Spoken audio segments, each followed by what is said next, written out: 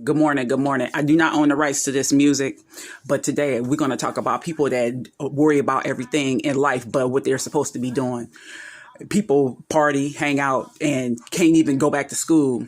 I know so many people out here that don't even have a high school diploma, but they worry about partying every weekend, partying every day, doing stuff that don't matter, talking about stuff that don't matter. It's sad. People are lost in the sauce in this world. And see, I'm so glad that I was raised the way I was raised because they didn't, them old folks didn't play with us.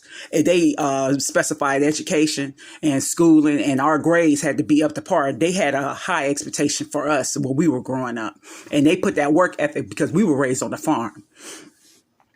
And we had to go get eggs from the chickens. We had to clean the chicken coop. We had to mow grass. This is what we did every summer. We had planted gardens. We had 5 gardens. We had to can. We had to do all of that growing up. And I thank God that we were raised with a work ethic. These millennials, they lazy as fuck. They entitled, expect everything to be handed to them. They just lazy. And then the parents, they fuck them up. That's why the JJC is full down here in Warren. With them kids, them guards don't even want to fuck with them kids because they so trifling.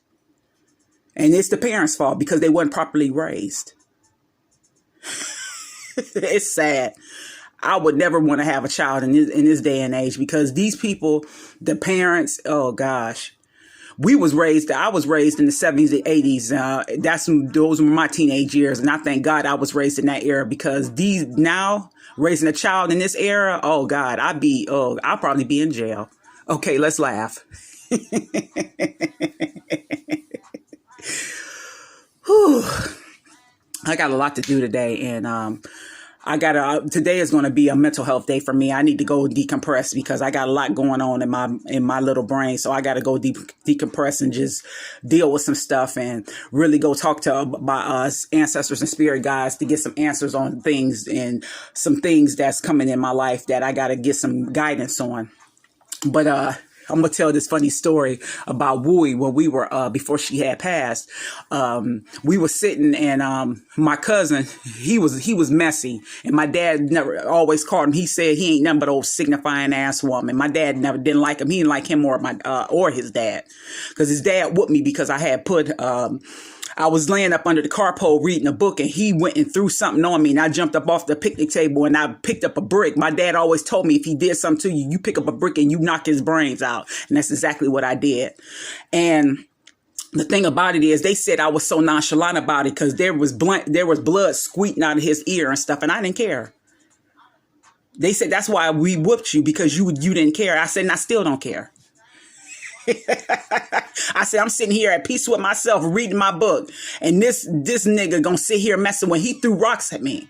I said he deserved it. So I got whooped by Wooey. I got whooped by my mother. I got whooped by his father and his mother. You think I give a fuck? I didn't give a damn. So when my dad found out, oh my God, he said they did what? So my dad went to his house, to the dad's house. And he knocked on the door, and I was standing there with him. So cousin Robbie tried to shut the door, and my dad put his foot in the door, and he grabbed him and pulled him outside on the porch. He said, "Don't you ever put your hands on my daughter." He said, "What you need to do is be whooping that badass son of yours you got." He said, "I told her to fuck that nigga up." He said, "Because I got tired of her telling me he was fucking with her." He said, "That nigga ain't properly raised because you stay drunk all the time." I said, "Ooh."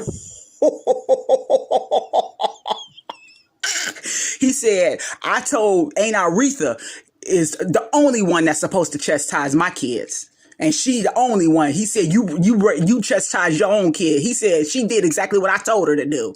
And cousin Robbie had terror in his eyes because my dad, that military in him kicked in, and my dad as strong as I don't know what, and he got them hands. He grabbed him so quick. I thought he was going to rip that screen door off of that thing. I said, oh my God. See, my dad never played when it came to me. Never in life, and he still don't. But my dad, and me and my dad still laugh about that. He said, yeah, he was wrong for that. He said, how he gonna whoop you and not whoop his? He said that was some bullshit. He said that's why I choked him up in his collar like I did. And he was because of Robbie never bothered me again in life. He was nice to me for the rest of the because he was scared of my dad, because he knew I went back and told my dad everything.